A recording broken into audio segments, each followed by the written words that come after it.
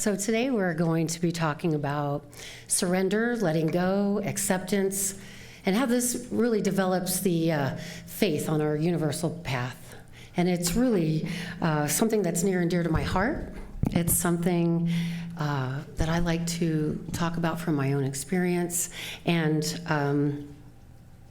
I'm doing something new today because, you know, your minister has a big brain. She likes to talk about a lot of things. And she likes to, you know, soak it all in and then give it to you so there's nothing left on the plate. So what I decided to do was to put a lot of things on my paper and to clean that up for you. So when you leave today, the talk in a particular format for you is available and a journal sheet. So that whatever I don't talk about on my sheet, Spirit is given to you on a journal sheet, so you can walk away with that and have the things that I didn't get to tell you about today. And I'm really excited to see how that process works.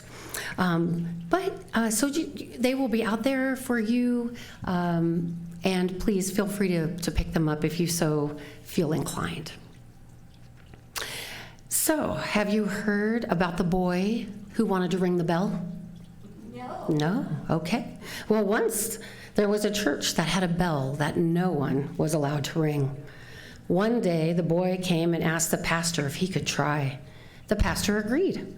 So the boy ran up the stairs to the tower, and he ran so fast, he ran straight into that bell. Face first, knocking himself out cold. The pastor, feeling distressed, ran to the community and said, "Does anybody know who that boy is or what his name is?" And someone yelled, "I don't know, but his face rings a bell." Oh, I know. It's hard to find new jokes that you'll enjoy. All right, so the aim of our talk today is deepening our understanding about surrender, letting go, acceptance, and release, and how these practices develop our faith in the universal path.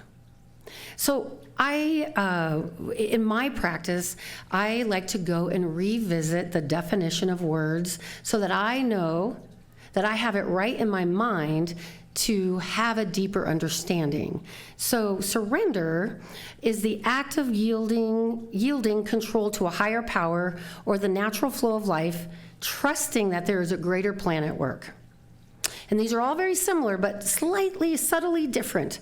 Letting go involves releasing our attachment to specific outcomes, people, situations, freeing ourselves from the need to control every aspect of our life.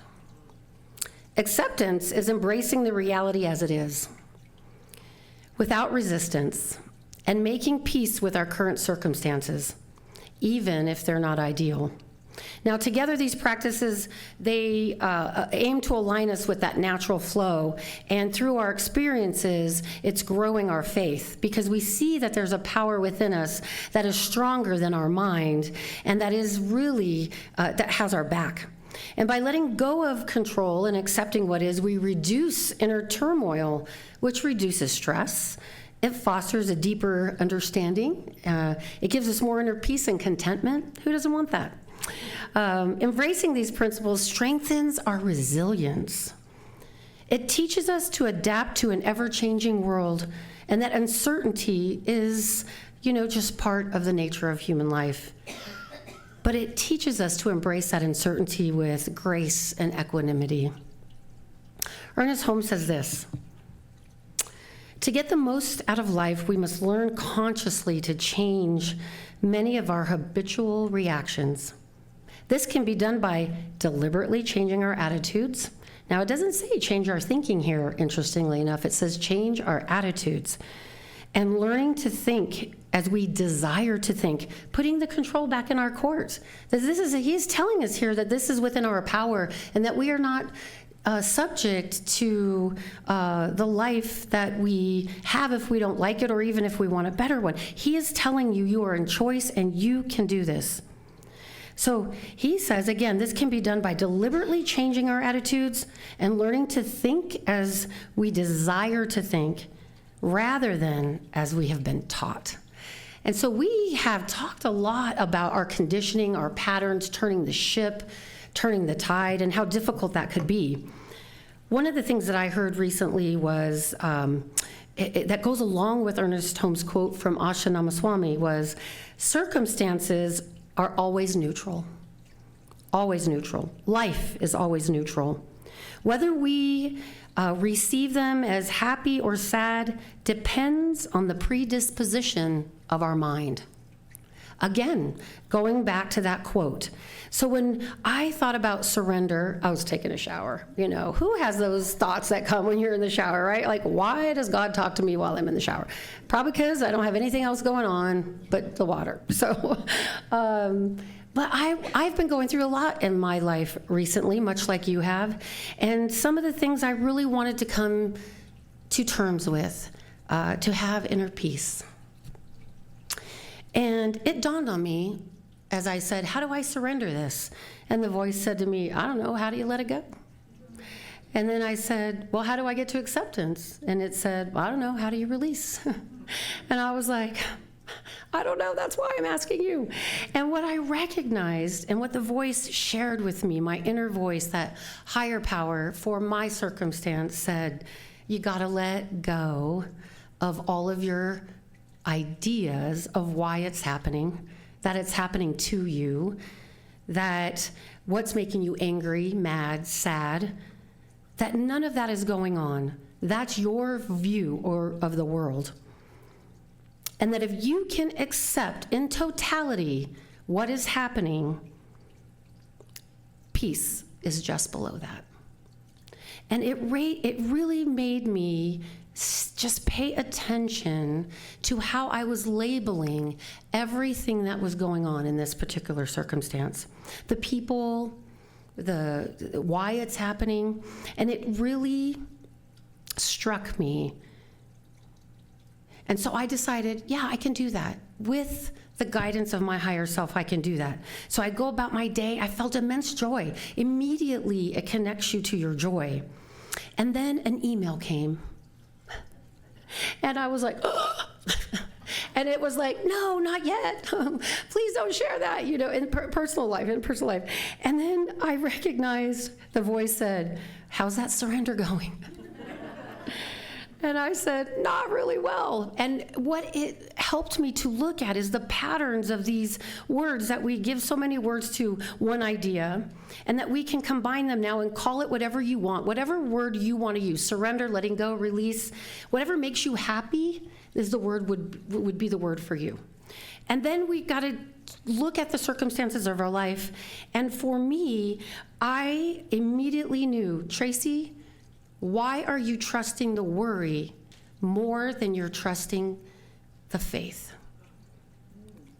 Why are you giving so much credibility to the thing that comes and goes and runs rapid in your mind than the thing that has been there since before you were born, that is ever present, that never leaves, that has never disappointed you, unless you think it has? And I had to come to terms with, I had thought that God disappointed me on times in my life.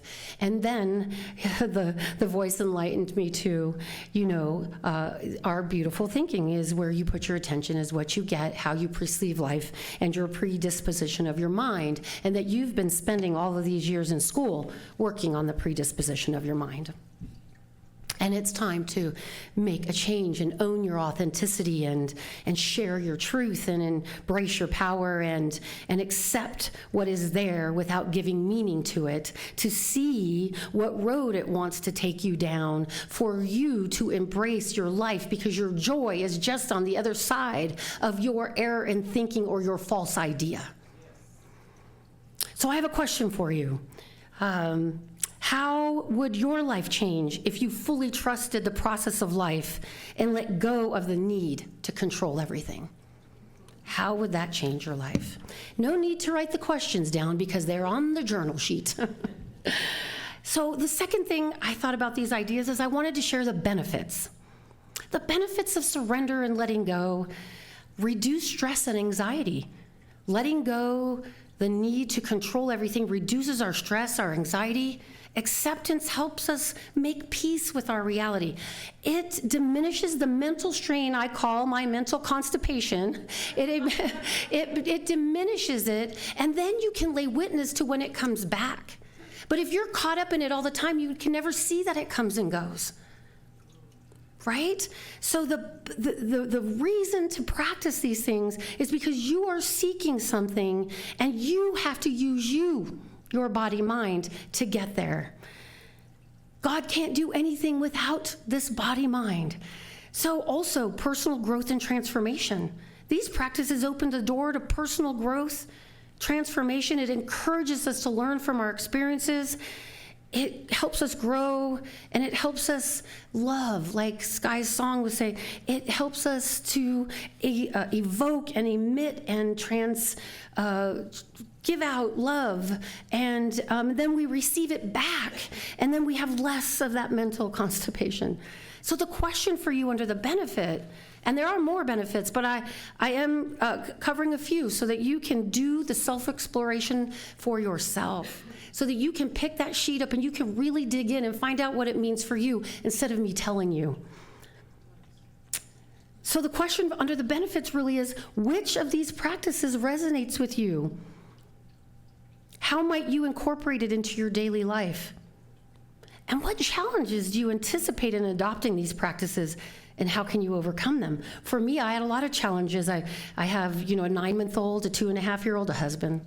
I have a job, and also I have mental inertia that runs rampant sometimes. But these practices, and I can tell you I've been working them on 3 weeks before I delivered this, journaling has really helped me to see the benefit that if I really want to be happier and more joyful in my life, I have to do something about it.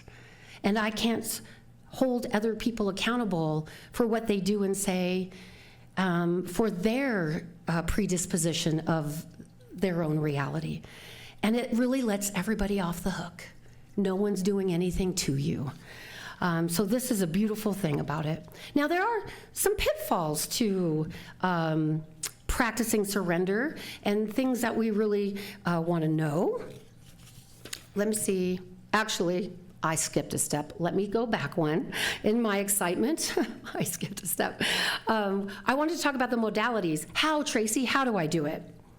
Well, we know, I'm not going to give you all the definitions for sake of time, but I'm going to go through mindful meditation, which we practice here, another reason to be at our beautiful center.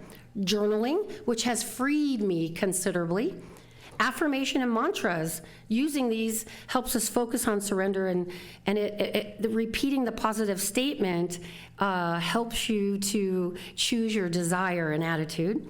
Breath work engages us in a good exercise, and therapeutic practices, counseling, gives you a safe space to explore. But most importantly, out of all the practices that the Beloved has given us through the different modalities and the different teachings and religions and the things that we've all traversed in our life, do what makes or evokes happiness from you. If it makes you happy, it's right for you. Caveat, not if it does damage to your body, your mind. Drugs, alcohol, addictions do not fall in that category. Just want you to know we need to keep our bodies healthy to really explore. And if those things are a part of what you're doing, this will actually help you find a way through that. So the question under how do we do this is, which of these practices resonates with you the most? How might you incorporate it into your daily routine? And again, what challenges might you have? Pitfalls. Passive resignation, it's a fine line between surrender and passive resignation.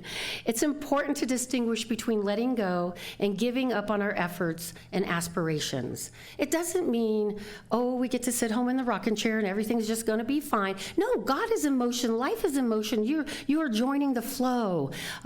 You are not a victim. So we want to be cautious when we have these thoughts or feelings, and check in with a practitioner or a valued friend or a confidant if you have some confusion. So that's why I wanted to list them, because often my mind gets confused between the dissonance of two ideas. Overacceptance can lead to complacency. While it's crucial to accept our reality, we should still strive for positive change and improvement where possible. And number 3, misinterpreting surrender as weakness. This strong mind of mine that has issues with authority and all other things, I'm keeping it real. Surrender to me, there was a fear that it would give, that I was letting people get one over on me. Right? Like this particular situation in my life that I was letting them get away with it. And, the voice was like, let them. So what? It's still going to end up the way it ends up. And you can face this free or in prison by your own mind. I am taking care of that. Always. Everybody is exactly where they need to be when they need to be there. And so is the situation. And the situation for you is to see the freedom of acceptance. Now, the downside of not considering these practices, increased stress or anxiety. Who wants more of that? Without surrender, letting go, and acceptance, we're likely to keep experiencing the same thing. That constant need to control and resistance leads to mental and emotional exhaustion. When you are on target and happy and moving at something you love, you have less exhaustion, more energy, and more joy. Strained relationships, holding unrealistic expectations, and refusing to accept others as they are can strain relationships. You can ask my husband, because I have a lot of expectations for him. That was a joke. It was a joke. It can lead to conflict, misunderstanding, and a lack of genuine connection. And connection really is what we're all looking for. I read this book about my little Luke as I try to learn how to be a better parent than I was with my kids. And her advice was, connect, then correct. This is what we have to do with ourselves. Correct, connect, accept, love. Isn't that beautiful? Yeah, did I say that right? Connect, correct, right? Accept, and then love. And love is in all of it, but that's my addition. She didn't really say that. But I think love is in all of this. Well, these practices are love. This is love in motion. This is love to yourself so you can be present to the people that are in front of you and see what they need from you, and you can have that genuine exchange of caringness. Another downside of not practicing, stagnation and frustration. Without these practices, we may find ourselves stuck in unproductive patterns, unable to move forward. Resistance to change can lead to frustration and a sense of being trapped. I know I have lived there in that sense of being trapped. It kind of brings up our victimization. It can also create physical health issues. Fish and I were having a talk about our ailments on the way up here. And I was like, my foot is numb, my finger, and we were like, you know what? These things get our attention because they're trying to tell us something about the reality of the way we're living our lives. And I was sharing with her, I spent many years on my mental and spiritual health, but not so many on my physical health because I didn't like my body very much. And I always thought it should look like J-Lo's. And I told a doctor that once, and he goes, she exercises a lot. And I go, never mind. So now that I am reaping some of the ramifications as I get older, that is acceptance too. Oh, Tracey, you weren't so nice to your body. And are you going to spend the rest of these years, you got little kids to chase around because your idea of fun was to want to start over again. But so I have this new idea of acceptance and surrender for my physical body, and I am doing really good work with that. And so the question for you in closing really is, what impact have you noticed in your life when you resist surrender, letting go, or acceptance? And how do you think your physical and emotional well-being would change if you embrace these practices during difficult times? Surrender and letting go, and the practices of mindfulness and the work that we do and talked about today, when we embrace this and our inner experience, there are transformative benefits. We all know this because we do it at some level. Just be mindful of the pitfalls and the negative impacts of neglecting this practice. And we can embark on a journey together of personal growth and spiritual development, trusting, learning to trust. It's to the point where it is the path of knowledge where we know that the universe always has our best interest.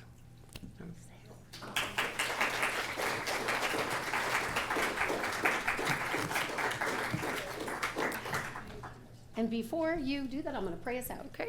All right. Just taking a big deep breath in. I just know that universal spirit, that higher mind, that mind is the same that is in you and is in me.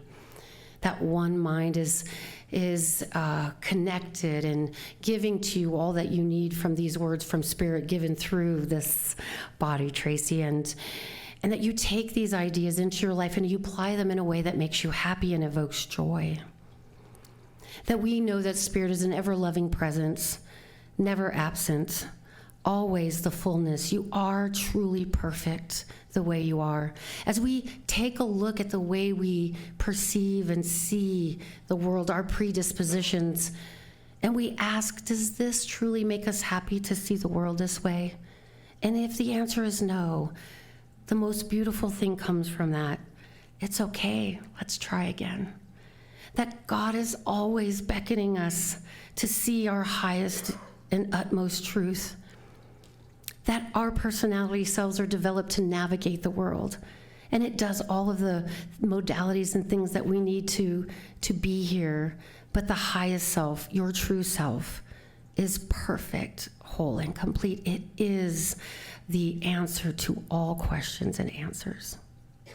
That I invoke this and invite this into this space, knowing that this truth is your truth and the truth for everyone. And as we grow and know, that magnetism goes out and flows over and comes back, and it brings us exactly what we need for the desires of this center to be a staple in the community of Prescott.